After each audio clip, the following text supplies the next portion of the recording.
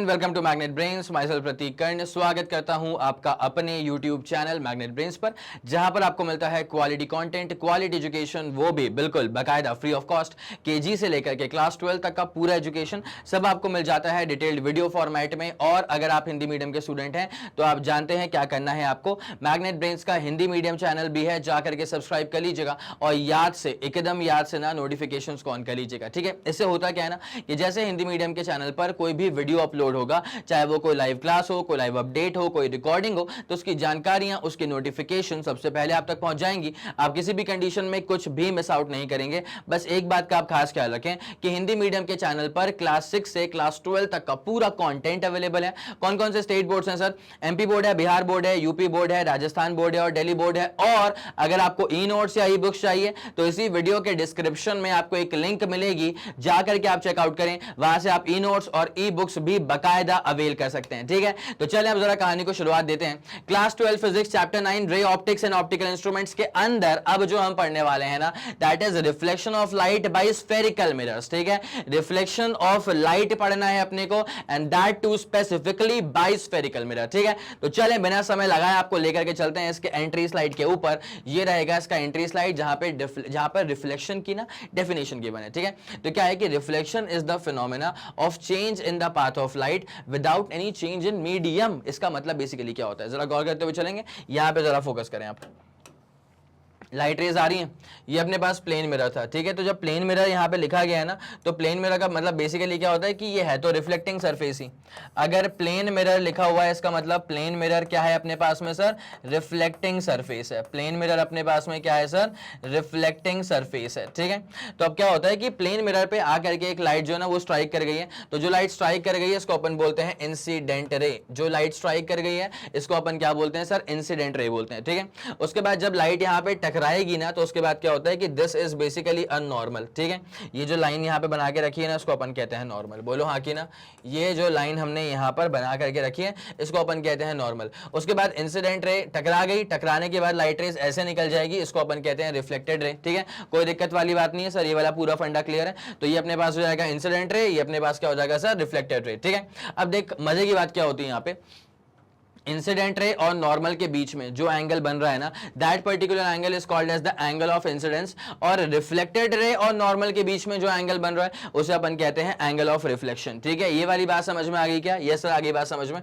तो लाइट का आप अगर चेक करें तो पाथ तो चेंज हो चुका है। कैसे भाई? लाइट आ रही थी पहले ऐसे करके, जा रही है फिर ऐसे करके, तो मतलब लाइट का जो पाथ है ना दैट इज एब्सोल्युटली चेंज्ड, ठीक है। लाइट का जो पाथ है ना सर वो तो एब्सोल्युटली लाइट का पाथ तो चेंज हो चुका है, ठीक है। लेकिन क्या होता है, क्या लाइट का मीडियम चेंज हो रहा है? नहीं सर, लाइट के मीडियम में कोई भी चेंजेस नहीं आ रहे हैं। लाइट कौन से मीडियम से आई थी सर? एयर से आ रही थी। और टकराने के बाद लाइट कौन से मीडियम में चली गई सर? एयर में ही चली गई है, ठीक है। तो लाइट आई थी एयर से, लाइट चली गई एयर के अंदर। तो यहां पे दरअसल किसी भी तरह का चेंज इन मीडियम आपको देखने को नहीं मिलता है। आई बात समझ? यस सर, आ गई, ठीक है। तो अपन यहां पे क्या बोलेंगे सर कि reflection is the phenomena of change in the path of light without any change in the medium, ठीक है। Reflection is defined as the phenomena of change in the path of light without any change in the medium। Medium में कोई change नहीं हो रहा है, सिर्फ light के पाथ में चेंजेस आ गए हैं, तो इसको अपन कहते हैं phenomena of reflection। और इसी को ना कई दफा bouncing back of light into the same medium भी कहा जाता है, ठीक है। तो मैं इसको भी एक बार लिख के रख देता हूं कि reflection is also defined as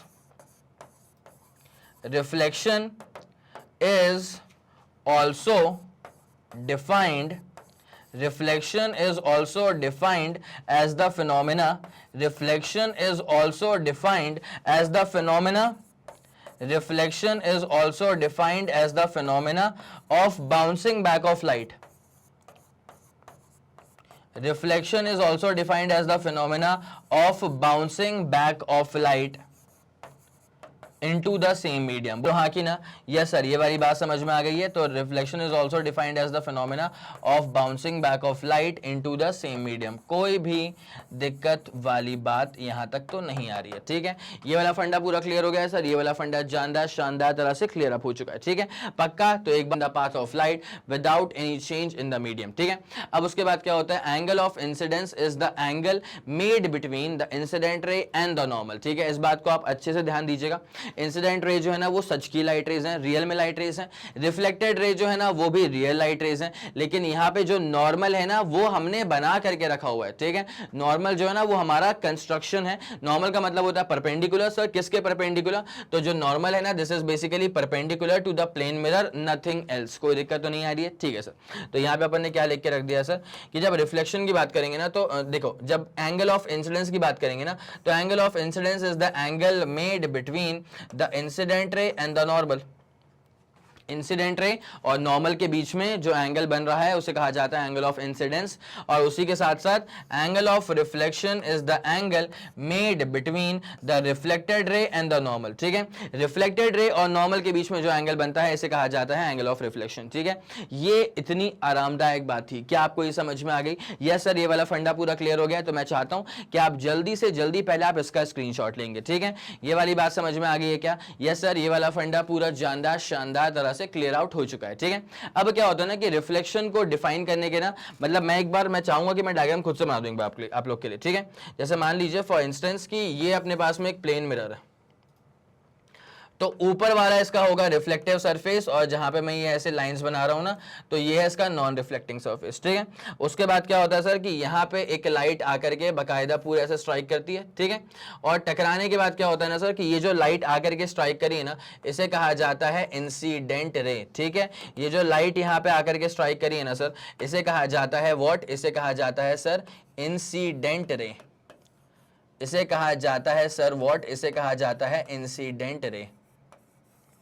उसके बाद यहाँ पे आ गया पॉइंट ऑफ इंटरसेक्शन और यहाँ पे पॉइंट ऑफ इंसिडेंस और यहाँ पर आप प्लॉट कर देंगे एक नॉर्मल, ठीक है। बोलो हाँ कि ना?